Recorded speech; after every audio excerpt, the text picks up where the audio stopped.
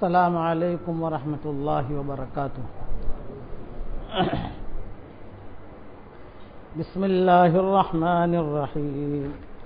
الحمد للہ نحمده ونستعینه ونستغفره ونؤمن به ونتوکل علیہ ونعوذ باللہ من شرور انفسنا ومن سیئات اعمالنا ونعوذ باللہ من شرور انفسنا ومن سیئات اعمالنا ونعوذ باللہ من شرور انفسنا ومن سیئات اعمالنا من يهده الله فلا مضل له ومن يضلله فلا هادي له ونشهد أن لا إله إلا الله وحده لا شريك له ونشهد أن سيدنا ومولانا محمدا عبده ورسوله صلى الله عليه وعلى آله وأصحابه وبارك وسلم تسليما كثيرا كثيرا.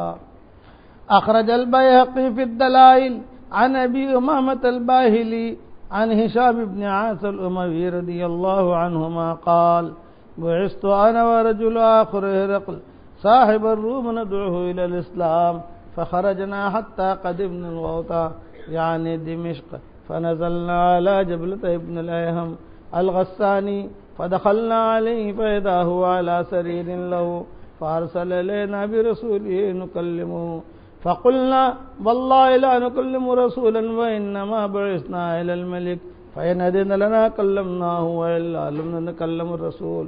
فرجع إليه الرسول فأخبره بذلك قال فأذن لنا فقال تكلموا فكلموا هشام بن العاص ودعاه إلى الإسلام فإذا عليه ثياب سود فقال له هشام وما هذه التي عليك؟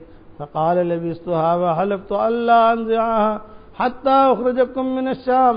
قل لا ومجلسك هذا فوالله لنأخذنه منك ولنأخذن ملك الملك العظم إن شاء الله.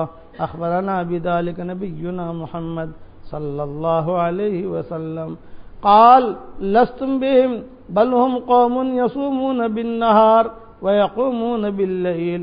وأخرج أبو نعيم في الدلائل عن موسى بن عقبة القرشي أن هشام بن العاص ونعيم بن عبد الله ورجلا آخر قد سماه بعثوا إلى ملك الروم زمن أبي بكر رضي الله عنه.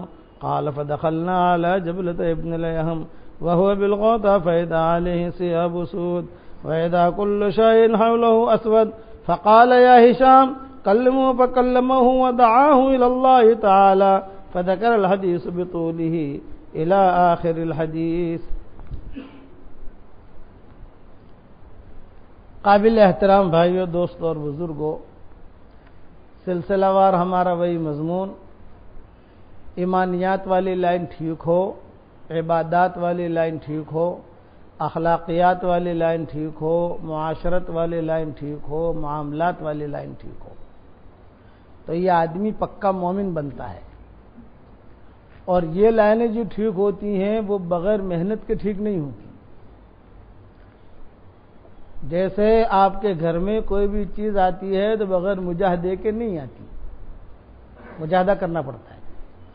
آپ کو ایک ماچس کی ضرورت ہے تو بغیر مجاہدے کے ماچس آپ کے گھر میں نہیں آئے گی، آپ کو اس کے لیے محنت کرنی پڑے گی. جو جتنی قیمتی چیز ہوگی اتنی زیادہ محنت لگے گی. تو اتنا بڑا دین بغیر محنت کے کیسے آ جائے گا؟ یہ کہ ایمان کامل کیسے بنے گا؟ جیسے میں نے موت کا قصہ موت کی ترتیب بیان شروع کی تھی، تو جو آدمی دیندار ہوگا تو اللہ تعالیٰ دو وعدے کرتے ہیں اس کے ساتھ. من عمل صالحا من ذکر او انثى وهو مؤمن فلنحيينه حیاتا طیبہ. یہ دنیا کا وعدہ. اور مرنے کے بعد وَلَنَجْزِيَنَّهُمْ أَجْرَهُمْ بِأَحْسَنِ مَا كَانُوا يَعْمَلُونَ. دو زندگیاں انسان کو ملتی ہے، ایک یہ اور ایک مرنے کے بعد کی. تیسری زندگی نہیں کہ بھی آپ کی یہ زندگی ہے، اب مرنے کے بعد کی. یہی جو ہے کاٹے کا یہی پلسرات والا راستہ ہے. وہ پلسرات والا راستہ جو حشر کے میدان میں ہوگا وہ تو آئے گا اپنی جگہ. دنیا میں ایمان پر چلنا اور ایمان بچا کر دنیا سے جانا، کہ ایمان والے کام میں رہنا، دعوت والے کام میں رہنا، اللہ کے بندوں کو اللہ کی طرف بلاتے رہنا، احکامات کو پورا کرنا اور اس کو پھر اپنا ایمان بچا کر جانا. تو اس آدمی کے لیے اللہ تعالیٰ قرآن میں وعدہ کرتے ہیں وَلَنَجْزِيَنَّهُمْ أَجْرَهُمْ بِأَحْسَنِ مَا كَانُوا يَعْمَلُونَ، ہم انہیں بہترین بدلہ دیں گے. وعدہ ہے. دیکھو مادی لائن میں اللہ کا کوئی وعدہ نہیں ملے گا. تم شادی کرو تمہیں اولاد دیں گے، ان کا وعدہ نہیں ہے. انسان کا تجربہ ہے. انسان شادی کرتا ہے، کبھی اولاد ملتی ہے کبھی نہیں ملتی. کہ تم کاروبار کرو تمہارے کاروبار کو چمکائیں گے، ان کا وعدہ نہیں ہے. انسان کا تجربہ ہے. یہ کاروبار کرو کبھی تمہارا کاروبار چمکے گا کبھی نہیں چمکے گا. زمیندارہ کرو تمہاری زمین میں سے اناج اگائیں گے، ان کا وعدہ نہیں ہے. انسان کا تجربہ ہے. وہ اللہ انسان سے تجربہ کرواتے ہیں، چاہے مسلمان ہو ہندو ہو مشرک ہو، سب کے لیے ایک ہی لائن ہے.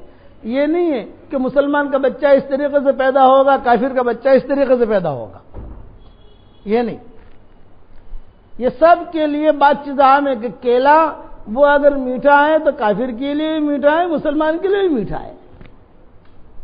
کہ آم اگر میٹھا ہے تو سب کے لیے میٹھا ہے.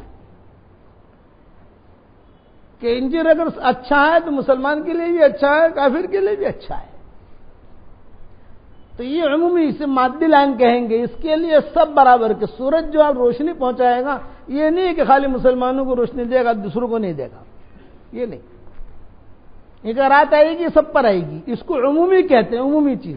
لیکن دینداری میں اللہ تعالیٰ وعدہ کرتے ہیں کہ تم دین پر چلو تو ہم تمہاری دنیا بھی بنائیں گے تمہاری آخرت بھی بنائیں گے. بس یہ ہے. میں تو اتنا سمجھانا چاہتا ہوں کہ دنیا بھی بنے گی آخرت بھی بنے گی. دنیا کی مثال ذرے کی ہے، آخرت کی مثال پہاڑ کی ہے. دنیا میں تھوڑا رہنا ہے اور آخرت میں زیادہ رہنا ہے. جہاں جتنا رہنا ہے اتنی محنت کرو بھائی. دنیا میں تو تھوڑا رہنا ہے اور آخرت میں تو بہت زیادہ رہنا. تو اس آدمی کی موت بھی اچھی ہوگی، اس کا حسن خاتمہ ہوگا.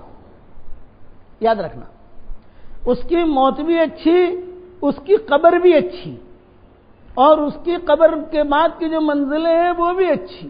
پھر حشر کے میدان میں اس کا اٹھنا بھی اچھا. آج قرآن شریف میں پڑھا گیا یا ایھا الناس اتقوا ربکم ان زلزلۃ الساعۃ شیء عظیم. اللہ تعالیٰ قیامت کے منظر کو اللہ تعالیٰ خود کھینچتے ہیں. اللہ تعالیٰ خود کہتے ہیں کہ یاد رکھنا ہم نے تو یہ محفل جو سجائی ہے یہ دنیا کی محفل ہے. یہ جو ہم نے ہال سجایا ہے، جو محفل سجائی ہے، اور یہ جو قمقمے لگائے ہیں ستاروں کے، چاند کا، یہ بلب ہے ایک قسم کا، یہ روشنی، یہ ٹیوب لائٹ ہے جو آسمانوں پر. اللہ کہتے ہیں یہ مختصر وقت کے لیے ہے. ایک دن آئے گا کہ ہم سب کو ختم کر دیں گے. حدیث شریف میں آتا ہے قیامت جو ہے وہ اچانک آئے گی. اللہ تعالیٰ حضور صلی اللہ علیہ وسلم سے لوگ پوچھتے تھے یسألونک عن الساعۃ ایان مرساہا. یہ میں قرآن آپ کو سمجھا رہا ہوں، حدیث نہیں کہہ رہا. ابھی حدیث تو بہت ہے، میں قرآن کا ترجمہ پڑھ کے سمجھا رہا ہوں. یسألونک عن الساعۃ ایان مرساہا. پیارے نبی جی یہ آپ سے قیامت کے بارے میں پوچھتے ہیں. آپ کہہ دو قل انما علمها عند ربی لا یجلیها لوقتها الا هو ثقلت فی السماوات والارض لا تأتیکم الا بغتہ.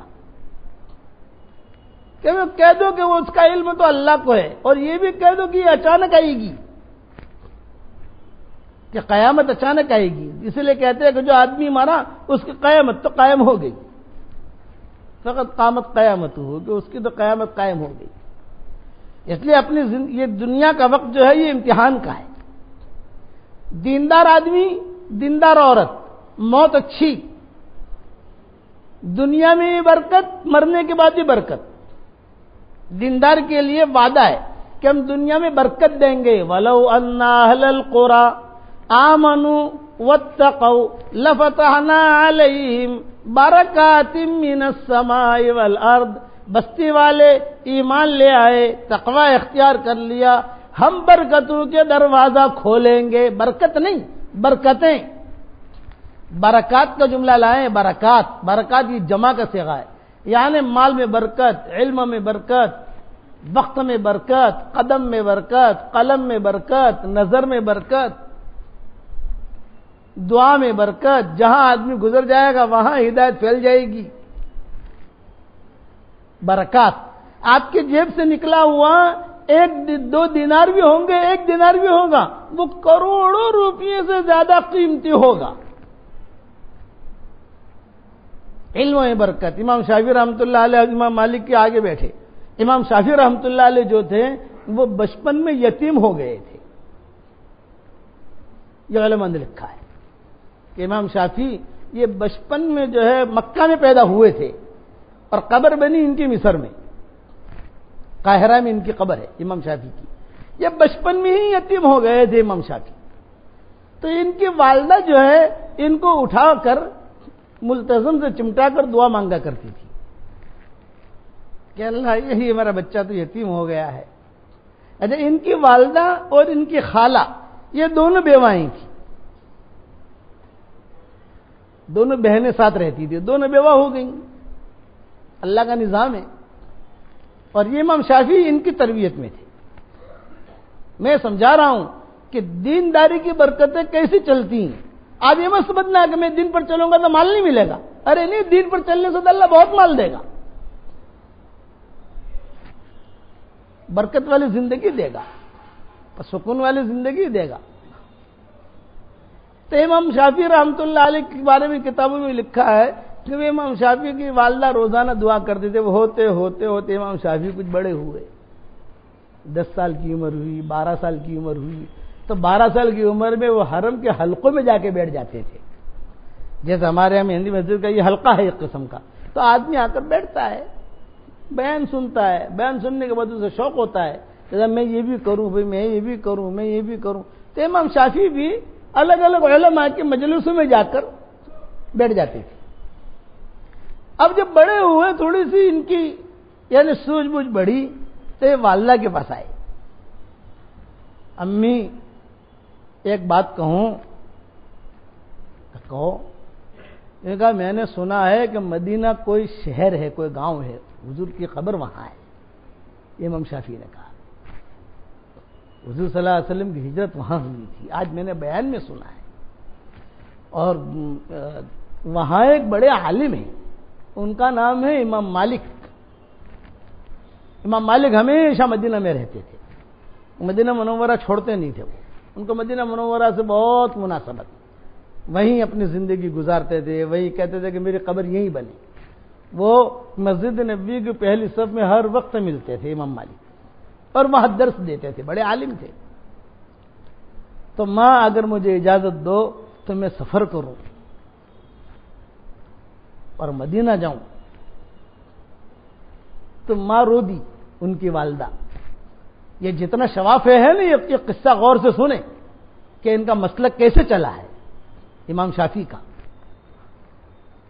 یہ ان کی عمر 10 سال کی 11 سال کی تھی امام شافعی. ایک مرتبہ ہمارا کسی جگہ اجتماع تھا کوکن میں، تو وہاں سارے شفافے تھے. اب میں نے کبھی تم لوگوں کو کیا سناؤں، چلو تمہارے امام کا قصہ ہی سناتا ہوں کہ شافعی مسلک کیسے آیا. تو ان کی والدہ بہت روئی. اماں کیوں رو رہی ہے، کیوں رو رہی؟ یہ کہ بیٹا میں بیوہ ہوں، گھر میں کوئی کام کرنے والا نہیں، کوئی خیر خبر رکھنے والا نہیں، اور تو مجھے چھوڑ کر مدینہ جائے گا. تو میں بھی بیوہ، تیری خالہ بھی بیوہ، کون ہمارا خیال رکھے گا؟ امام شافعی نے کہا کہ ٹھیک ہے کوئی بات نہیں. اب آتے جاتے درس میں جاویں حرم میں، اور یہاں والدہ کے پاس آویں. اتنے میں ان کی والدہ نے کچھ خواب دیکھا. کچھ خواب ایسا دیکھا کہ ان کے گھر میں سے نور نکل رہا ہے، پانی نکل رہا ہے، خیر کی کرنیں نکل رہی ہیں. اب والدہ تو سمجھ نہیں سکی. ایک عام گھریلو عورت تھی ان کی والدہ، کو زیادہ پڑھی لکھی تو تھی نہیں، لیکن کسی عالم سے تذکرہ کیا، میں خواب دیکھتی ہوں مسلسل. کوئی بھی آدمی کوئی خواب مسلسل دیکھے تو کسی اچھے عالم سے رجوع کرے. اور خوابوں کے سلسلے میں کئی مرتبہ مضامین کہہ چکا ہوں گزشتہ سالوں کے اندر، یہاں بھی کہہ چکا ہوں، نوام مسجد میں بھی کہہ چکا ہوں، اور اپنی کتاب بکھرے موتی میں لکھ بھی چکا ہوں اس کو، اس لیے وہ مضمون پر جاتا نہیں۔ لیکن امام شافعی کا تذکرہ نکلا، میں جو صرف اس پر سنا رہا ہوں کہ دینداری کا آدمی سوچتا ہے کہ میں دیندار بنوں گا تو میں، آدمی کے ذہن میں ہی ہے کہ میں دکان کروں گا تو زیادہ مالدار بنوں گا، کہ میں ذرا بلڈر بنوں گا تو زیادہ مالدار بنوں گا۔ ارے نہیں، تو جو ہے دیندار بنے گا تو اللہ تجھے دنیا میں بھی چمکائے گا، مرنے کے بعد بھی چمکائے گا۔ امام ابو یوسف جو تھے یہ بھی بچپن میں یتیم ہو گئے تھے، امام ابو یوسف، تو ان کی والدہ جو تھے، یہ ہمارے حنفی مسلک کے جو امام ہے، امام ابو یوسف نام ہے ان کا، تو کتابوں میں لکھا ہے کہ ان کے والدہ نے کہا کہ بیٹا میں بیوہ ہو گئی تو یتیم ہو گیا، اب گھر میں کوئی کام کرنے والا تو ہے نہیں، تو جو ہے ایک کام کر، دھوبی کا کام کر، کپڑے دھو لوگوں کے۔ تو دھوبی گھاٹ پر امام ابو یوسف کو بھیجتی تھی۔ اچھا، جب امام ابو یوسف کو دھوبی گھاٹ پر بھیجے تو وہاں راستے میں امام ابو حنیفہ کا مدرسہ آتا تھا، امام صاحب درس دیتے تھے، وہ آواز ان کے کان میں پڑتی تھی امام ابو یوسف کے۔ اچھا، امام صاحب جاتے ہوئے دیکھے کہ کوئی لڑکا جاتا ہے روزانہ کپڑے لے کر اور شام کو واپس آتا ہے، تو ایک مرتبہ امام ابو حنیفہ نے امام ظفر سے، یہ جو ان کے شاگرد تھے امام ابو حنیفہ کے، کہا کہ وہ لڑکا جو ہے نا، وہ لڑکا روزانہ یہاں سے جاتا ہے، یہاں سے، وہ بہت اچھا ہے، جو آدمی بھلا ہوگا وہ چہرے پر نور سمجھ لے گا، پیشانی پر سمجھ لے گا، اس کو بلاؤ۔ ابو یوسف آ گئے، بہت بڑے امام ہیں ابو یوسف، بہت بڑے قاضی ابو یوسف کہتے ہیں، بہت بڑے ہمارے حنفی مسلک کے۔ بیٹا روزانہ جاتے ہو آتے ہو، کیا کرتے ہو تم؟ یوں کہ عادت میں یتیم ہوں اور میری والدہ ہے، گھر میں کوئی بھی کمانے والا نہیں ہے، تو میں جا کر لوگوں کے کپڑے دھوتا ہوں، اور کپڑے دھو کر میں شام کو ان کے گھروں میں جا کے دے دیتا ہوں، مجھے کچھ پیسے مل جاتے ہیں۔ امام صاحب نے کہا کہ امام صاحب بہت مالدار تھے، امام ابو حنیفہ یہ بہت مالدار تھے، بہت سعادت مندی کی علامت ہے اس آدمی کے لیے کہ اللہ اسے علم بھی دے اور اللہ اسے مال بھی دے۔ یہی چیز امام ابو حنیفہ میں تھی کہ اللہ نے ریشم کے کپڑوں کی تجارت تھی ان کی، اور بڑی تجارت تھی پھیلی ہوئی۔ کتابوں میں لکھا ہے کہ بہت مال ان کے پاس ہوتا تھا، جب رمضان کا مہینہ آتا تھا تو سارے درزی جتنے ہوتے تھے سب کو امام ابو حنیفہ خرید لیتے تھے، کبھی یہ رمضان کے مہینے میں تمہیں کسی کے کپڑے سینے نہیں، میرا کام کرنے کا۔ اور ان کے شاگردوں سے کہا ہوا تھا کہ بغداد میں، بصرہ میں، کوفہ میں جتنی بیوائیں ہیں سب کی لسٹ نکالو، عراق میں، یہ عراق میں رہتے تھے امام ابو حنیفہ۔ ہمارے حضرت جی رحمۃ اللہ علیہ فرماتے تھے کہ میں امام ابو حنیفہ کی قبر پر گیا تو مجھے اتنا نور محسوس ہوا، حضرت جی کہتے تھے، دادا ابا سب قافلہ تھا ساتھ میں، یہ فرمایا کہ جب وہ قبر پر گئے تو میں بہت نور محسوس ہوا وہاں۔ تو امام ابو حنیفہ کو اللہ نے بہت مال دیا تھا، اور یہ ابو یوسف بہت ہی غریب تھے۔ تو امام ابو حنیفہ کب یعنی رمضان شعبان کا مہینہ لگا تو اس علاقے کے جتنے درزی ہوتے تھے سب کے دکانوں پر جا کر امام ابو حنیفہ خط جا کر کہتے تھے کہ بھائی اب تم کسی کے کپڑے مت سینا، جس کو سینا ہو تم رجب میں پورے کر لو، اب یہ شعبان اور رمضان تم میرے، بتاؤ کیا لوگے؟ تو وہ بھلتی قیمت مانگتے تھے، امام ابو حنیفہ دے دیتے تھے ان کو۔ اچھا حضرت ہم سے کیا کام لوگے؟ یہ کہ بتاؤں گا میں تمہیں۔ تو جتنے بڑے بڑے فقہا ہوتے، جتنی بیوائیں ہوتی، یتیم ہوتے، ان سب کے ناپ جو ہے ان درزیوں کو دیے جاتے، اور کپڑا امام ابو حنیفہ کی دکان سے جاتا، عورتوں کے لیے ریشم کا جاتا، مردوں کے لیے غیر ریشم کا جاتا، اور سب کے لیے جو 4 جوڑی، کسی کے لیے 6 جوڑی کپڑے جو ہے وہ تیار ہوتے، اور ان کے گھر پر جا کر کہ بھی ابو حنیفہ النعمان کی طرف سے، ابو حنیفہ کی طرف سے یہ ہدیہ ہے تمہارے لیے۔ تو بیوائیں کہتی تھی کیونکہ وہ ان کپڑوں میں ہمیں اتنا نور محسوس ہوتا تھا کہ کپڑا پہنتے ہی ہمیں ایمان کا نور محسوس ہوتا تھا. نماز پڑھنے کے جذبے ابھرتے تھے, قرآن پڑھنے کے جذبے ابھرتے تھے. یہ تھے ہمارے بڑے کہ وہ امانی جو دو پہلے شعبان جہاں شعبان تو امام ابو حنیفہ جو ہے سارے درزیوں کو کہہ دیتے تھے. اچھا ایک مقام تھا ان کا. اچھا فری میں کام نہیں کرواتے تھے جزاک اللہ میں. اب سمجھے نا کہ کوئی کام ہے جزاک اللہ کا جزاک اللہ ہو گیا نہ, ڈبل پیسہ دیتے تھے کہ بھئی اس کی قیمت اگر 100 درہم ہے میں 200 درہم دوں گا. تو وہ درزی بھی خوشی خوشی, وہ درزی بھی شعبان کا انتظار کرتا تھا. وہ کہتا تھا کہ اس میں تو ہمارا بھاؤ بھی بڑھ جاتا ہے ہمارے سینے کا. اتنا خرچہ کرتے تھے امام ابو حنیفہ سب کے اوپر. علماء, فقہا, محدثین سب کے کپڑے تیار کر کے پھر حدیث سناتے تھے کہ میں سب کو کپڑے اس لیے پہناتا ہوں کہ حدیث میں آتا ہے جو آدمی کسی کو کپڑا پہنائے جب تک وہ کپڑا اس کے بدن پر رہتا ہے تو پہنانے والا اللہ کی حفاظت میں رہتا ہے. کہ جب تک کپڑا اس کے بدن پر رہتا ہے. تو جو بڑے بڑے عالم ہوتے تھے ان کو جو ہے بہت مہنگا کپڑا دیتے تھے کہ پھٹے نہیں. اچھا جب مجلس میں آتے تھے امام صاحب, اچھا وہ ایک ٹریڈ مارک ہوتا تھا ان کا امام صاحب کا کہ بھئی ان کے درزی کے پاس سلا ہوا ہے مطلب. تو وہ جب شاگرد ان کے آ کر بیٹھتے تھے سامنے تو امام صاحب دیکھتے تھے اگر کسی شاگرد نے پہنا نہیں تو وہ کہتے امام صاحب پوچھتے بھائی تجھے نہیں ملا ہے, میں نے جو جوڑا بھیجا وہ حضرت ملا تو ہے, تم نے ہمارا دیا ہوا جوڑا کیوں نہیں پہنا؟ استاد کا دیا ہوا جوڑا پسند نہیں ہے آپ کو, بیوی نے بنا کے دیا ہوگا. مذاق میں کہتے کہ تمہاری بیوی نے بنا کے دیا ہوگا. یہ کہا میں زیادہ قیمتی ہوں. امام صاحب کہتے تھے کہ میں تمہارا استاد ہوں, مجھ سے تم کو اللہ علم دے رہا ہے, اس لیے میری مجلس میں آؤ تو تم میرا, اسی لیے یہ مستحب اور اچھی چیز ہے کہ کوئی اگر اچھا آدمی کسی کو کوئی چیز دے تو کبھی کبھی اس کو سیکھ کر اس کے سامنے جانا چاہیے پہن کر, تو اسے خوشی ہو کہ ہاں بھئی میں نے جو چیز دی اس نے جو ہے پہنی ہے. یہ امام ابو حنیفہ تھے. تو میں ابو یوسف کا قصہ سنا رہا تھا اور امام شافعی کا قصہ سنا رہا تھا. تو امام ابو یوسف کو سامنے بٹھایا, بیٹا تم کہاں جاتے ہو آتے جاتے؟ یوں کہا کہ میں یتیم ہوں, میری ماں بیوہ ہے اور میں اس طریقے سے جو کام کرتا ہوں. یوں کہا کتنے پیسے ملتے ہیں؟ کتنا درہم ملتا ہے؟ امام صاحب نے کہا کہ دیکھو اگر یہ درہم میں دے دوں تو بھی تمہارے والدہ کو کچھ کہنا, تم کو تو پیسے سے مطلب ہے اور تم میرے پاس علم حاصل کرو. امام ابو یوسف نے کہا کہ ٹھیک ہے. والدہ کو کچھ کہا نہیں اور یہاں علم حاصل کرنے کے لیے ان کے مجلس میں آنے لگے. اب جب ابو یوسف علم حاصل کرنے کے لیے آنے لگے والدہ کو پیسہ جا کر دے دے میں.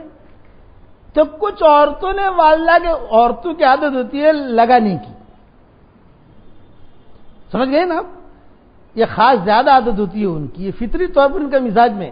کچھ عورتوں نے آ کر امام ابو یوسف کی والدہ سے کہا ارے تیرا لڑکا دھندا بندہ تو کرنا جاتا نہیں ہے, وہ تو ابو حنیفہ کی مجلس میں آتا ہے بگڑ جائے گا. وہ تو ابو حنیفہ کی مجلس میں آتا ہے. اچھا عورتیں کان کی بھی کچی ہوتی ہیں, یہ اللہ نے فطرت رکھی ہے کہ وہ کان کی بھی کچی اور تھوڑی لگانے کی, تھوڑا ادھر ادھر کرنے کے بعد تھوڑی سی وہ بڑھانے کی. تو انہوں نے بڑا چڑھا کر, اب ان کی والدہ یہ بھی تو عورت تھی. اب ابو یوسف آئے تو والدہ بہت ناراض ہوئی, تو نافرمان بیٹا ہے تو.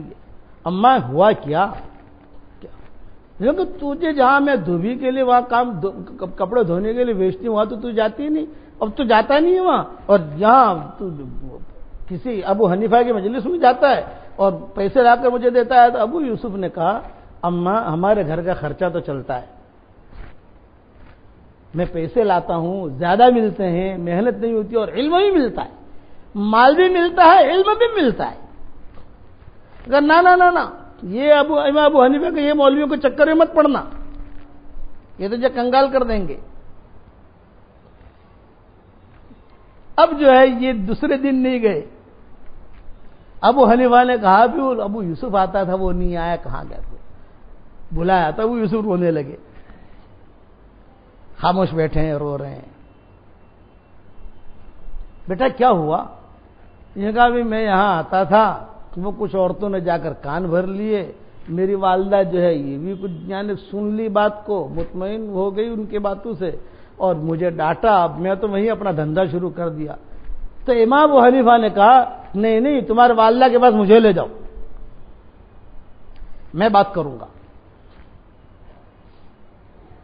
چنانچہ پردے میں بٹھا کر امام ابو حنیفہ نے کہا کہ تمہارا بیٹا یہ بہت استعداد والا ہے، صلاحیت والا ہے، اس کی صلاحیت کو کپڑوں میں کیوں ضائع کرتی ہو تم؟ اللہ تعالیٰ اس کو جو ہے بہت بڑا عالم بنائے گا، بہت اللہ علم دے گا قرآن اور حدیث کا۔ اور یاد رکھنا، تم یہ سمجھتی ہو کہ قرآن اور حدیث کے علم سے یہ کنگال ہو جائے گا، نہیں، ایک زمانہ آئے گا کہ تمہارا بیٹا دوپہر میں روزانہ فالودہ پیے گا۔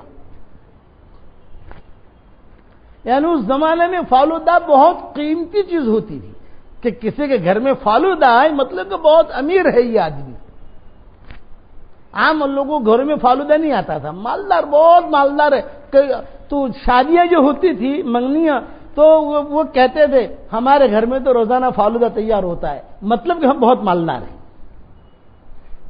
تو امام ابو حنیفہ نے وہ جملہ کہا، ایک زمانہ آئے گا کہ تمہارا بیٹا جو ہے روزانہ دوپہر میں فالودہ پیے گا، تمہارے گھر میں فالودہ آئے گا، اس لیے تم میرے پاس بھیجو اور جو تمہارا خرچہ ہوگا میں پورا کروں گا۔ چنانچہ ابو یوسف کو پڑھایا امام ابو حنیفہ نے اور بہت علم حاصل کیا، ہوتے ہوتے اللہ نے ان کو وہ درجہ دیا کہ قاضی بنے۔ جب قاضی بنے تو بادشاہ وقت جو ہے ان کے جو زمانے کا امیر تھا یا بادشاہ تھا، وہ روزانہ دوپہر کے وقت میں ان کے گھر میں فالودہ بھیجتا تھا۔ جب پہلی مرتبہ فالودہ آیا تو ابو یوسف نے جو ہے اٹھا کر اپنی ماں سے کہا کہ میرے استاد نے مجھے کہا تھا کہ فالودہ آئے گا، دعا دی تھی، دیکھیے دعا پوری ہوئی اور یہ دیکھیے فالودہ آیا، اور روزانہ جب تک ان کا انتقال نہیں ہوا ابو یوسف کا برابر فالودہ آتا رہا بادشاہ کی طرف سے۔ بادشاہ نے آرڈر دے دیا کہ روزانہ ان کے گھر فالودہ بھیجو، اور بڑے بڑے انہوں نے مسئلے حل کیے۔ ابو یوسف کو تو تم جانتے ہو کہ امام ابو حنیفہ کے بڑے اہم شاگردوں میں ان کا شمار ہوتا ہے، امام محمد کا، امام ظفر کا، امام ابو یوسف کا، ان لوگوں کے بڑے اہم شاگرد ہیں یہ امام ابو حنیفہ کی۔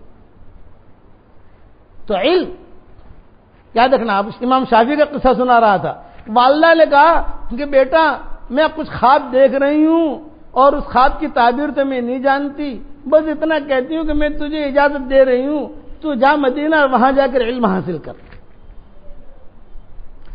امام شافعی بہت خوش ہو گئے، بہت خوش ہو گئے کہ مجھے یعنی علم حاصل کرنے کی اجازت ملی۔ اب والدہ نے جو ہے لیکن بیٹا یاد رکھنا، امام شافعی کی والدہ کہہ رہی ہیں بیٹا یاد رکھنا تیرے خرچے کے لیے کوئی پیسہ میرے پاس نہیں ہے۔ تو امام شافعی نے جواب دیا، حالانکہ ابھی بچے ہیں، 10-12 سال کی عمر کیا ہوتی ہے، امام شافعی نے جواب دیا اماں میرے خرچے کا فکر نہ کرو، جس نے مجھے پالا ہے وہی میرے خرچے کا انتظام کرے گا، اور جس کا علم میں حاصل کر رہا ہوں وہی وہ میرے خرچے کا انتظام کرے گا۔ جو یقین کی راہ پہ چل پڑے انہیں منزلوں نے پناہ دی، جنہیں وسوسوں نے ڈرا دیا وہ قدم قدم پر بہک گئے۔ یقین کی راہ، ایمان والی راہ، تقوی والی راہ، یقین والی راہ ہے۔ میرے خرچے کا فکر نہ کرو آپ، بیٹا خالی 2 جوڑی کپڑے ہیں تیرے، اس میں سے پھٹا ہوا ہے، پیون لگے ہوئے ہیں، اما کوئی بات نہیں۔ فوراً 2 جوڑی کپڑے زمزم سے دھوئے ان کی والدہ نے، اور جو ہے دھو کر ان کو تیار کیا، اور تیار کر کے بیٹا چل میں اللہ سے بھی کہہ دوں، ماں کی دعا بیٹے کے لیے قبول ہوتی ہے، یہ کہہ کر ملتزم پر لے کر آئے، اور پھر اللہ سے کہا کہ اللہ یہ میرا بیٹا ہے، تیرا بندہ ہے، میں تجھے ہدیہ دے رہی ہوں، تیرے دین کے لیے قربان۔ یہ جذبات تھے، ماؤں کے بھی یہ جذبات تھے، خالی یہ نہیں کہہ رہا آج میرا بچہ، آج میرا بچہ، آج میرا بچہ، ارے میرا بچہ کیا ہوا، کچھ تو دیکھو تمہارا بچہ کیا کر رہا ہے۔ دین کے لیے خوشی خوشی بھیجو، یہ مائیں بگڑتی ہیں بعض مرتبہ، ہائے میرا لڑکا، ہائے میرا لڑکا. ارے تیرا لڑکا بس جماعت میں جائے گا تو کوئی تھوڑی مر جائے گا بھائی. 3 چلے جائے گا تو کام ہی کرے گا، پڑھنے جائے گا تو دین ہی سیکھے گا، ورنہ ادھر ادھر بھٹکے گا. کہ تجھے ہدیہ دے رہی ہوں، ماں نے کہا کہ میں تجھے ہدیہ دے رہا ہوں یا اللہ. امام شافعی کہتے ہیں کہ میں روانہ ہوا اکیلے. 12-13 سال کی عمر ہی کیا ہوتی ہے، اور مکہ مکرمہ سے مدینہ منورہ جانا ہے. اور اس زمانے میں ایسی سڑکیں نہیں ہوتی تھی، اس زمانے میں لوٹ پھاٹ اور پہاڑی رستے، بیچ میں چور چکالی ہوتے تھے. پھر اکیلا بچہ یہ کہتے ہیں میں چلا، والدہ نے مجھے روانہ کیا. والدہ نے کہا کہاں سے روانہ کیا؟ حرم سے روانہ کر دیا. کوئی یہ تو ہے نہیں کہ دور تک جاویں، بوڑھی عورت کیسے چلے گی. امام شافعی فرماتے تھے میں روانہ ہوا اکیلا، میرے ساتھ پیسہ بھی کچھ نہیں، جو تھوڑی بہت پونجی تھی وہ پونجی گھر کی جو والدہ نے دے دی، 2 جوڑی کپڑے بھی دے دیے. میں روانہ ہوا. چلتے چلتے چلتے میں تنعیم پہنچا، مسجد عائشہ جہاں سے احرام عمرے کا باندھتے ہیں لوگ. وہاں پہنچا. اب وہاں تک تو کچھ نہ کچھ تھوڑی بہت آبادی تھی، ایک دم سے تو آبادی تھی نہیں، تھوڑی بہت آبادی، یعنی کوئی ڈر وغیرہ نہیں. مسجد تنعیم تک، مسجد تنعیم سے آگے جو چلنے کا ارادہ کیا تو مسجد تنعیم کے قریب میں ایک بہت بڑی کوٹھی تھی کسی عرب کی، قریشی کی. اس نے بیٹھے ہوئے دیکھا، وہ بیٹھا ہوا تھا قریشی. ارے بیٹا کہاں جا رہا ہے تو؟ مدینہ جا رہا ہوں. اکیلا؟ یہ امام شافعی اکیلا جا رہا ہے مدینہ؟ یوں کہا. تو اکیلا کیسے جائے گا وہاں؟ کیوں جا رہا؟ یہاں یہاں یہاں. اس کو بلایا امام شافعی کو. کیوں جا رہا ہے؟ علم حاصل کرنے، امام مالک کی صحبت میں، کہ امام مالک کی صحبت میں رہوں گا، امام مالک کے پاس علم حاصل کروں گا. تو مدینہ کوئی یا قریب میں تھوڑی ہے، بہت دور ہے، اور تو چلتے جاتے جاتے مر جائے گا. تو ایک کام کر، بیٹھ یہاں کھانا وانا کھا، اور میں تیرا جانے کو پہنچنے کا انتظام کرتا ہوں. چنانچہ کتابوں میں لکھا ہے کہ غلام دیا، 2 اونٹنیاں دی، ایک اونٹنی امام شافعی کی، ایک اونٹنی غلام کی، اور غلام کی ذمہ داری دی کہ بھی تو انہیں جو ہے پہنچا دے مدینہ تک، بس تیرا ڈیوٹی اتنی ہے کہ مدینہ تک پہنچا دے اس کو. تو غلام جو ہوتا ہے وہ سمجھدار، بڑی عمر کا تھا.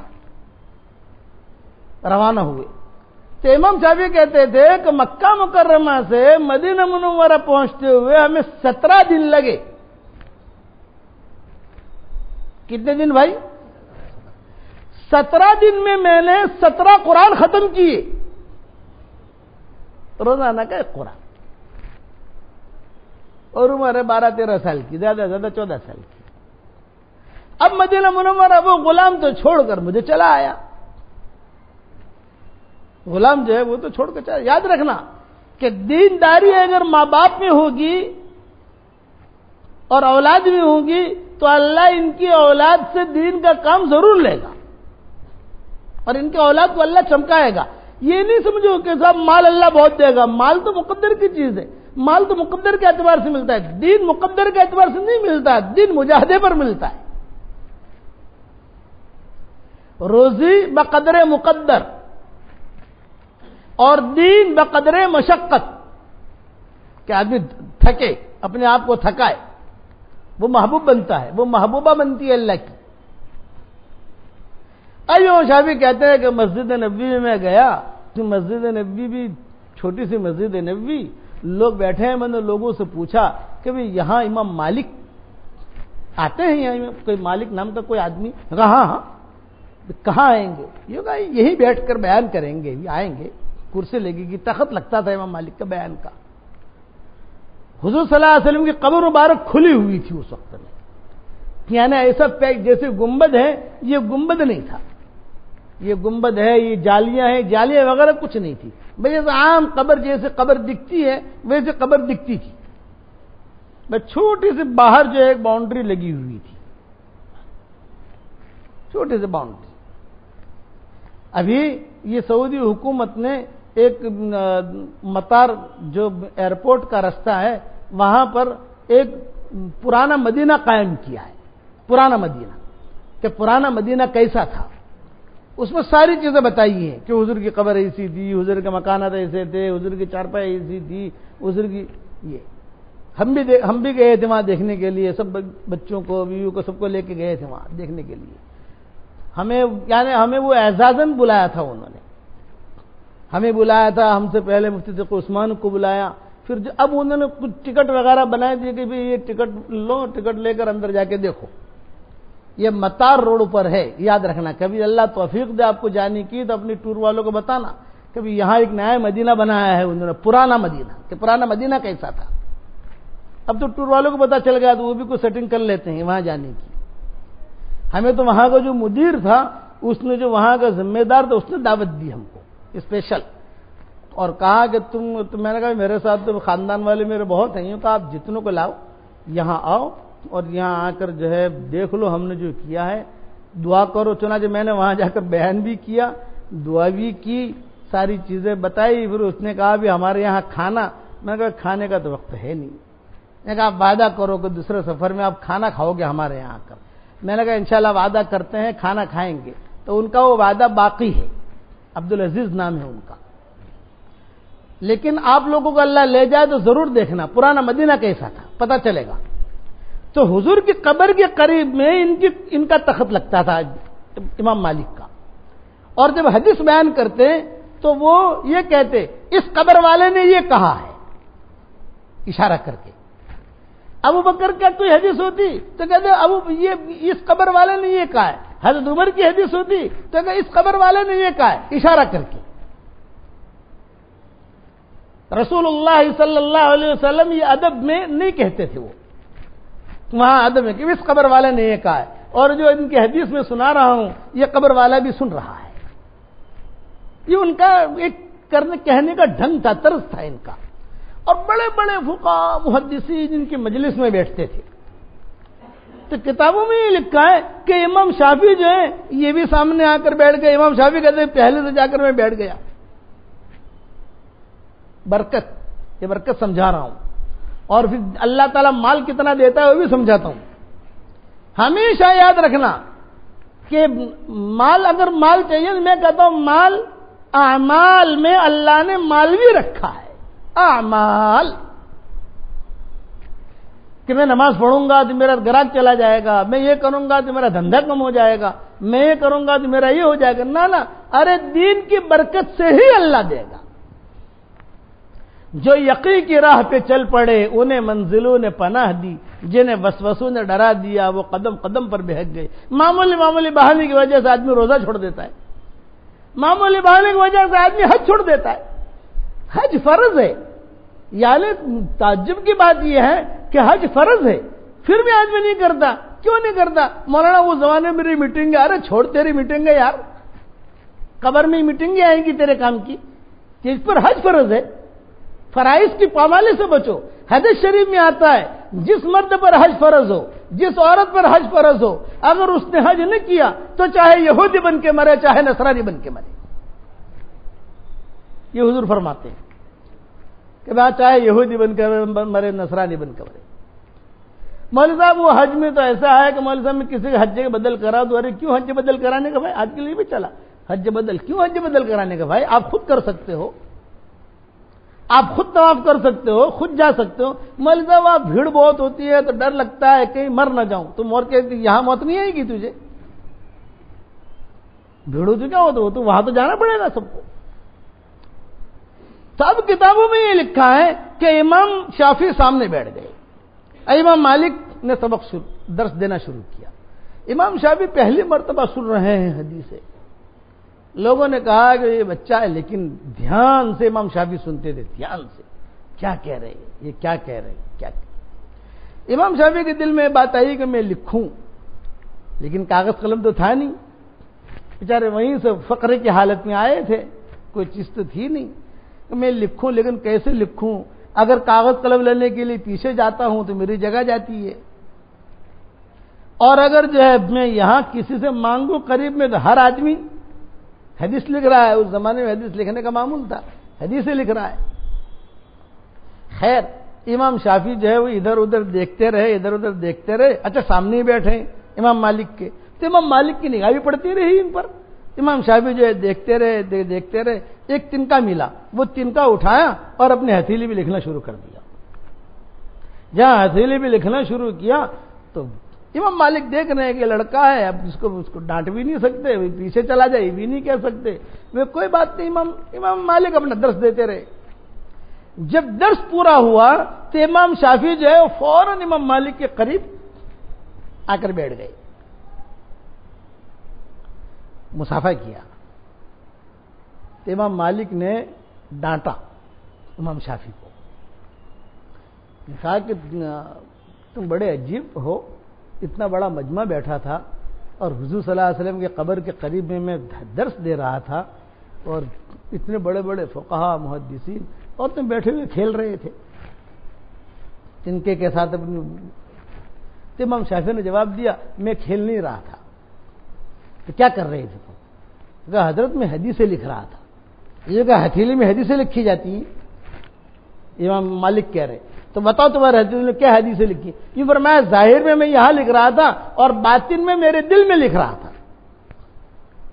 امام مالک کو اور غصہ آیا, باتیں مت بنا. نہیں حضرت میں اپنے دل پہ لکھ رہا تھا. امام مالک نے کہا میں نے جتنی حدیث بیان کی خالی 3 حدیث بیان کر بتا مجھے کتنے حدیث, میں نے 3 بتا مجھے خالی بتا. تو امام شافعی نے کہا 3 نہیں, آپ نے 227 حدیث بیان کی ہیں, 227 حدیثیں میں نے حفظ کر لی ہیں, میں بیان کر سکتا ہوں. یہ حافظہ. آج تو دوپہر کی بات آدمی رات کو بھول جاتا ہے, ارے پتہ نہیں کون ہے, ارے تیرا کیا نام, ارے بھول گیا, ارے یہ وہ, کہ بھول جاؤں گا اور یہ ہے اور وہ ہے, بالکل بھول گیا. وہ بھولتا کیوں ہے؟ وہ گناہ کی وجہ سے حافظہ کمزور ہو جاتا ہے. علماء نے لکھا ہے کہ گناہوں کی وجہ سے حافظہ آدمی کا کمزور ہو جاتا ہے. امام شافعی نہیں اپنے استاد سے شکایت کی تھی, ان کے ایک استاد کا نام وکیع بھی ہے. حافظہ جو کمزور ہوتا ہے نا, تو وہ حافظہ ایسے نکلنے بولتے میرا حافظہ بہت کمزور ہو گیا بہت. علماء نے لکھا ہے قبروں پر جو کتبے لکھے ہوتے کتبے, اسے آدمی اگر زیادہ پڑھے گا تو بھی اس کا حافظہ کمزور ہوگا. اور اونٹوں کی جو قطار ہوتی ہے نا, قطار, اس کے بیچ میں سے اگر گزرے گا تو بھی حافظہ کمزور ہوگا. اور گناہوں کی وجہ سے زیادہ حافظہ کمزور ہوتا ہے. شکوت الی وکیع سوء حفظی, یہ امام شافعی کا شعر ہے. شکوت الی وکیع سوء حفظی فاوصانی الی ترک المعاصی فإن العلم نور من الہی ونور اللہ لا یعطى لعاصی. میں نے میرے استاد وکیع سے شکایت کی, میرا حافظہ بہت کمزور ہے. تو میرے استاد نے کہا بیٹا تو گناہوں کو چھوڑ, اس لیے کہ علم اللہ کا نور ہے اور اللہ اپنا نور کسی گنہگار کو نہیں دیتا. فإن العلم نور من الہی ونور اللہ لا یعطى لعاصی. اللہ اپنا قرآن کا نور, اپنے علم کا نور, اپنے تقوی کا نور, نماز کا نور, روزے کا نور, عمرے کا نور, حج کا نور, اور یہ نور اللہ کسی گنہگار کو نہیں دیتا. تو امام شافعی نے کہا کہ حضرت 227 حدیثیں مجھے یاد ہیں, آپ لوگوں کو جمع کیجئے. امام مالک نے کہا کہ اچھا ابھی نماز ہو جانے دو. نماز ہو گئی تو امام مالک نے کہا بیٹھے رہنا شاگردوں سے. شاگرد بیٹھ گئے اور ان کو کھڑا کر دیا امام شافعی کو, بیان کرو حدیثیں.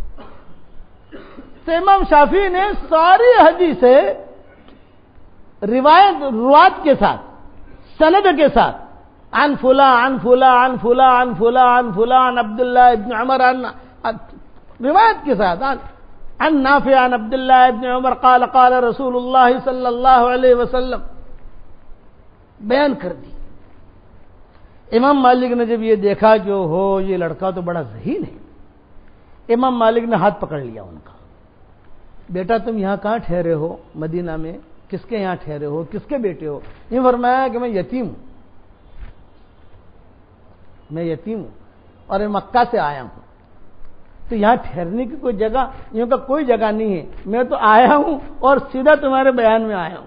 امام مالک نے کہا میرے گھر آ جاؤ۔ امام مالک نے اپنے گھر پہ رکھا ان کو، اور تمہارا بس کھانے پینے کا انتظام میں کروں گا، تم روزانہ میرے درس میں آتے رہو، حدیثیں یاد کرتے رہو۔ تو کچھ مدت امام شافعی امام مالک کے گھر پہ رہے۔ اچھا، امام مالک کی بیٹیاں بہت تھیں اور یہ بھی بالغ ہوئے نہیں تھے، تو گھر میں آنا جانا، گھر میں بیٹیوں سے بھی تھوڑی بے تکلفی جو اس عمر کا آدمی ہوتا ہے، وہ گھر میں ایک گھر کا فرد بن کے امام شافعی رہنے لگے۔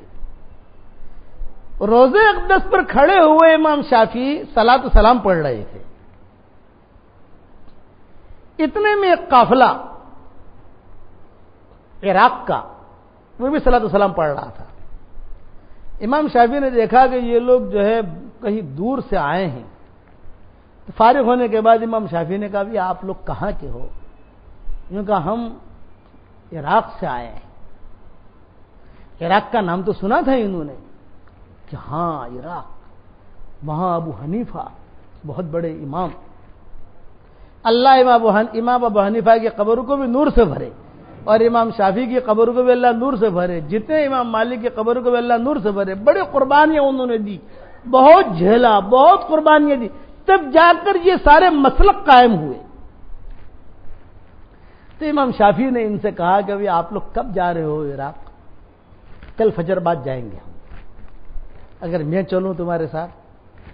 کوئی بات نہیں، چلو ٹھیک ہے، میں ذرا استاد سے پوچھ لوں گا۔ اب استاد ان کے تو امام مالک ہیں، میں ہمارے استاد سے پوچھ لوں گا۔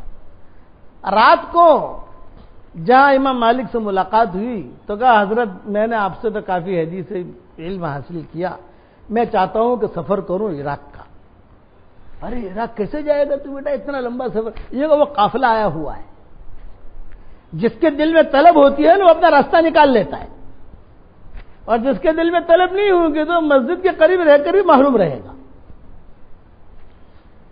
اچھا تو تو نے بات کر لی ان سے؟ کہ میں نے بات کر لی ہے، وہ مجھے لے جانے کے لیے تیار ہے، لیکن تو جائے گا کیسے اتنا؟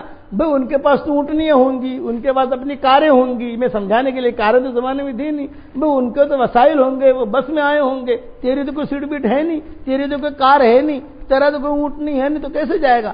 یہ کہ میں کسی کے ساتھ ترتیب کر لوں گا، میرا وزن ہی کیا ہے، میں دیکھوں گا تو کسی کے پیچھے بیٹھ جاؤں گا، یا پھر وہ چلیں گے تو میرا سامان کسی میں رکھ لوں گا، میں پیدل چلوں گا۔ امام مالک نے کہا کہ نہ یہ نہیں، فجر کی نماز میں ہمیں پڑھاؤں گا۔ فجر کی نماز بھی پڑھاتے تھے امام مالک مسجد نبوی میں حرم شریف میں فجر کی نماز پڑھاؤں گا، فجر کی نماز کے بعد تم مجھ سے ملنا، پھر طے کریں گے۔ امام شافعی کہتے ہیں کہ وہ مجھے تو امید تھی کہ اجازت مل جائے گی، میں نے تو اپنا بڑھیا بسترا، 2 جوڑی کپڑے جو بھی اپنا تھا وہ تیار کر دیا، اور جو لے کر مسجد نبوی میں باہر رکھ دیا، اور باہر آ کے مسجد نبوی میں آ گیا۔ امام مالک نے جو نماز پڑھا کے بیٹھے تھے، امام مالک نے دیکھا کہ یہ شافعی آیا ہے۔ ہاں بیٹا دیکھ، رات کو جو ہے امیر مدینہ نے 10,000 دینار مجھے ہدیہ بھیجے، 5,000 دینار تجھے ہدیہ دے رہا ہوں۔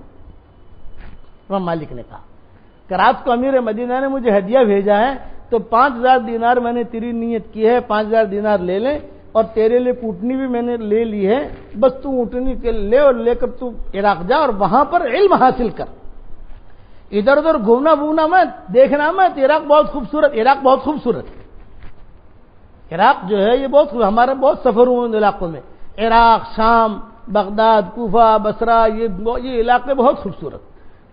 تو دیکھ وہاں جو ادھر ادھر گھومنا پھرنا مت، تو وہاں جا کر علم حاصل کرنا۔ بہت اچھا حضرت۔ امام شافعی کہتے تھے کہ امام مالک مجھے بقی تک چھوڑنے آئے، اونٹنی پر بٹھایا اور کہا جا اللہ تجھے علم نافع دے، اور قافلے والوں سے کہہ دیا کہ اس بچے کا ذرا خیال رکھنا، اس لیے کہ تمہارے تو گھر بار وہاں ہے، اس کا تو کوئی گھر بار ہے نہیں وہاں، بھئی یہ تو اکیلے جا رہا ہے۔ امام شافعی کہتے ہیں کہ میں روانہ ہوا قافلے کے ساتھ روانہ ہوا تو میں کوفہ پہنچا۔ اب جب کوفہ پہنچا تو میں نے لوگوں سے کہا کہ یہاں جو بہت بڑے امام ہو، ان کی مسجد ہو، مجھے مسجد دکھا دو۔ بصرہ یا کوفہ، دونوں میں سے کوئی نام مجھے مکمل طریقے سے یاد نہیں، یہ دو شہروں میں سے کسی شہر میں پہنچا، اور وہاں میں نے کہا کہ بھئی آپ بڑے عالم ہو تو ان کی مسجد جو ہو مجھے خالی بتا دو. تو انہوں نے کہا یہاں امام محمد ہے اور یہ بڑے علماء میں شمار ہوتا ہے، بڑی ان کی مجلس لگتی ہے، بڑے ان کے شاگرد ہیں، بڑے فقہا ان کے ساتھ ہیں. کون سی مسجد ہے؟ یہ مسجد ہے. امام شافعی مسجد میں آ گئے. اچھا جانتے کسی کو نہیں کہ امام محمد ہے، فلاں ہے، یہ فلاں ہے، کچھ بھی نہیں. اب امام شافعی نے جو ہے نماز پڑھی. نماز پڑھنے کے بعد سارے کے سارے لوگ مسجد سے باہر نکل گئے. یہ امام شافعی امام کے ساتھ الجھ گئے، جو نماز پڑھا رہا تھا نا اس کے ساتھ الجھ گئے. السلام علیکم، اور کہا کہ تم نے نماز میں 3 غلطیاں کی ہیں. وہ امام سے جس نے نماز پڑھائی. تو امام جو ان کے ساتھ الجھا، ارے جا تجھے کیا پتا، میرے پیچھے تو بڑے بڑے لوگ نماز پڑھتے ہیں، تو کہاں کا وہ شافعی مسلک حنفی مسلک کا فرق ہوتا ہے نا، رفع یدین کا، آمین بالجہر کہنے کا، وہ ان کے ذہن میں وہ داریاں 3 غلطیاں کہ تو امام نے کہا جا بڑا آیا ہے کہیں سے. خیر امام شافعی اپنا کچھ نہ کچھ وہ ستو بتو تھا وہ کہہ کر اپنی زندگی. دوسری نماز کا وقت آیا تو امام شافعی کو پھر پیچھے دیکھا. وہ امام نے کہا کہ یار یہ پھر سے مجھے پکڑے گا. پھر آیا. اب جب جو ہے وہ امام نے نماز پڑھائی تو امام شافعی نے کہا کہ اب 4 ہو گئی. وہ امام الجھا ان کے ساتھ. الجھنے کے بعد جو ہے وہ امام فوراً باہر گیا. باہر امام محمد کھڑے تھے. یہ کہا حضرت مجھے ایسا لگتا ہے نجدی ہے، نجدی کا جملہ ہے. نجدی لوگ تھوڑے سے مزاج کے سخت ہوتے ہیں. کوئی نجدی ہے یہ، اور یہ میری غلطیاں نکال رہا ہے. فلاں نماز میں 3 نکالی، اب 4 نکالی، اور جو ہے وہ حدیث بیان کرتا ہے.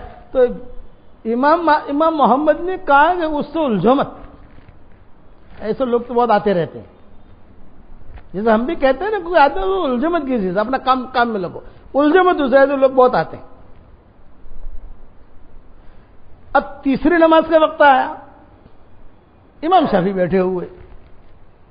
امام گھبراوے کہ یہ پتہ نہیں پھر غلطی نکالے گا. اب جو تیسری نماز کا ہوتا ہے جب السلام علیکم 5 غلطی ہو گئی آپ کی، وہ اتنی بات کرے امام شافعی اور کچھ نہیں. وہ الگ الگ نمازوں میں الگ الگ کوئی چیز دیکھی. اب امام نے جا کر امام محمد سے کہا کہ حضرت یہ تو درد سری ہے، اور یہ پتہ نہیں ہے یہ لڑکا کون کہاں سے آیا ہے، ہم تو جانتے بھی نہیں ہیں. پڑاؤ ڈالا ہے، مسجد میں رہتا ہے، مسجد سے اس کو نکال. اچھا اس زمانے میں مسجد سے کسی کو نکالتے نہیں تھے. جو مسجد میں آ گیا اللہ کا گھر ہے، اللہ کا مہمان ہے. اور جو لوگ ہوتے تھے وہ لوگ ان کا خدمت بھی کرتے تھے. بھی شام کی دعوت میرے یہاں کھا، دوپہر کا میرے یہاں کھانا کھا لینا. ناشتہ تو ہوتا نہیں تھا، ناشتہ تو ہمارا بنایا ہوا ہے.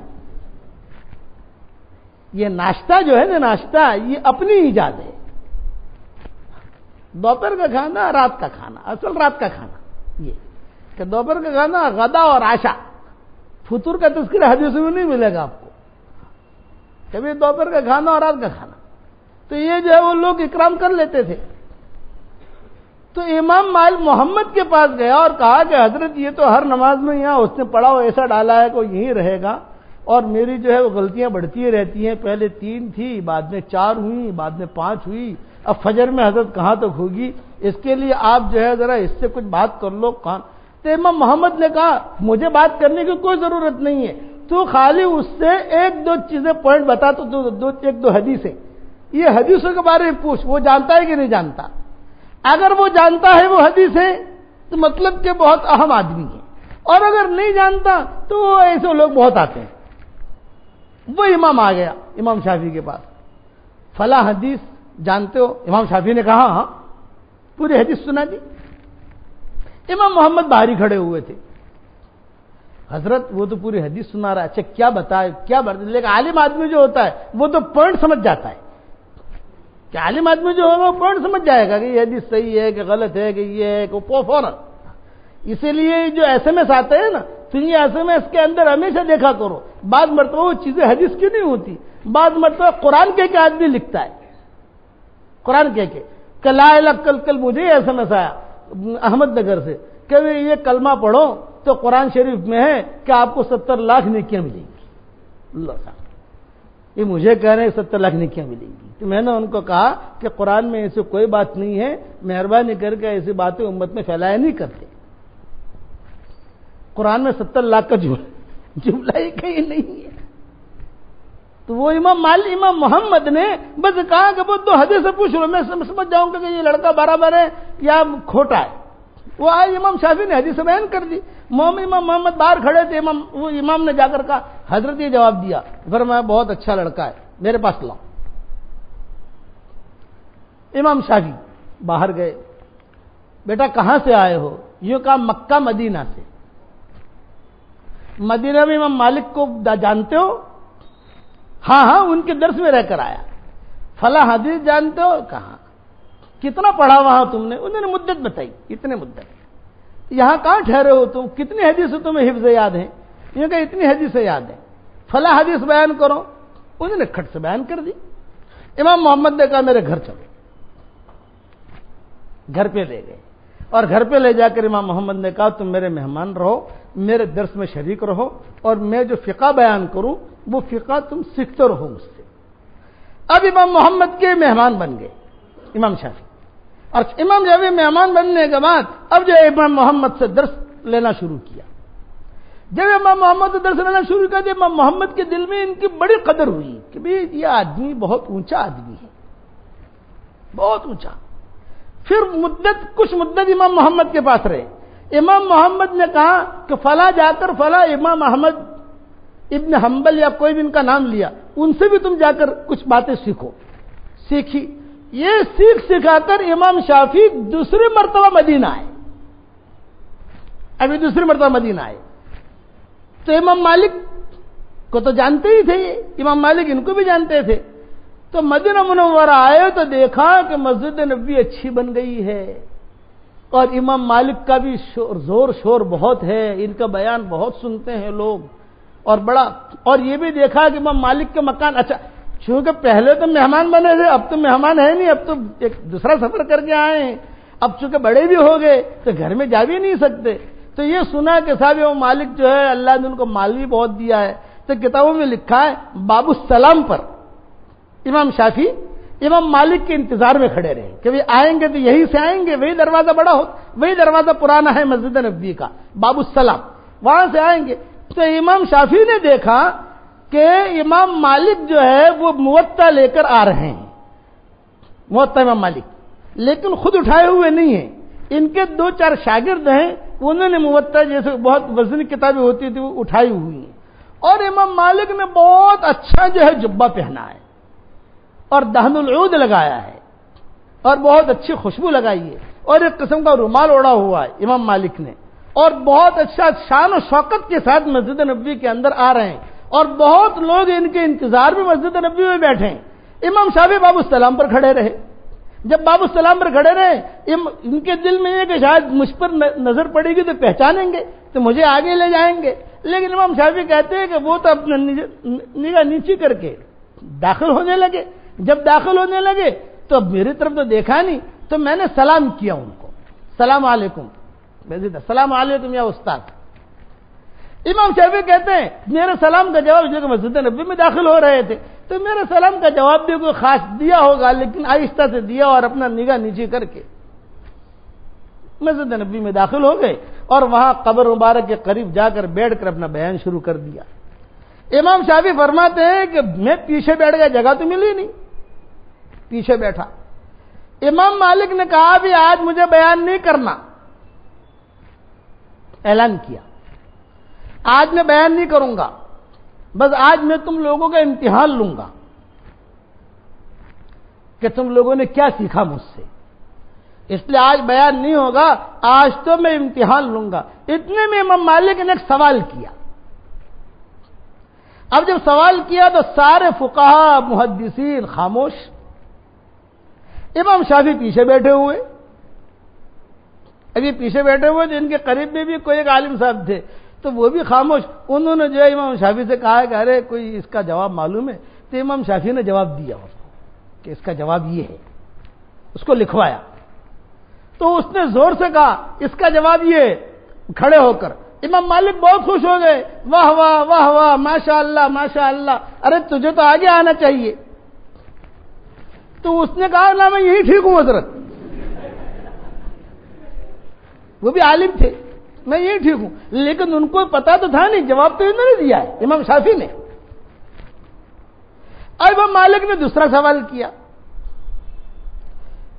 اب سب خاموش، جب سب خاموش تو پھر یہ جو عالم تھے انہوں نے پھر پوچھا ارے بھیا اس کا کیا جواب ہے؟ امام شافعی نے آہستہ سے بتا دیا اس کا جواب یہ ہے۔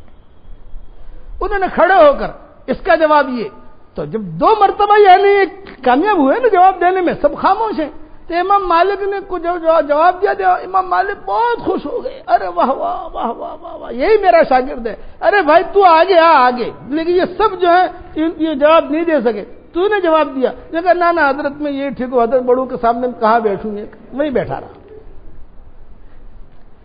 تیسرا سوال کیا امام مالک نے، جب تیسرا سوال کیا تو سارا مجمع خاموش۔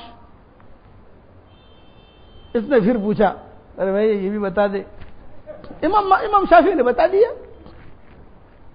جب امام شافعی نے بتایا تو وہ اس نے کھڑے ہو کر بھرے مجمع میں جواب دیا۔ امام مالک نے حکم دیا میرا حکم ہے تو آ گیا، لیکن 3 جواب تو نے صحیح دیے، یہ اصل میرا شاگرد تو ہے، یہ آگے بیٹھنے والے تو کچھ بھی نہیں ہے، تو ہے، آ گیا۔ تو اس نے کہا حضرت میں نے جواب نہیں دیا ہے، یہ مسافر نے جواب دیا ہے، امام شافعی کی طرف۔ کون مسافر ہے؟ یہ امام مالک نے دیکھا، امام مالک نے کہا ہو شافعی آگے آ جاؤ آگے آ جاؤ، حضرت میرا جواب نہیں تھا ان کا جواب تھا، میں ان سے پوچھ کر بتاتا تھا، آ جاؤ آگے آ جاؤ شافعی آگے آ جاؤ۔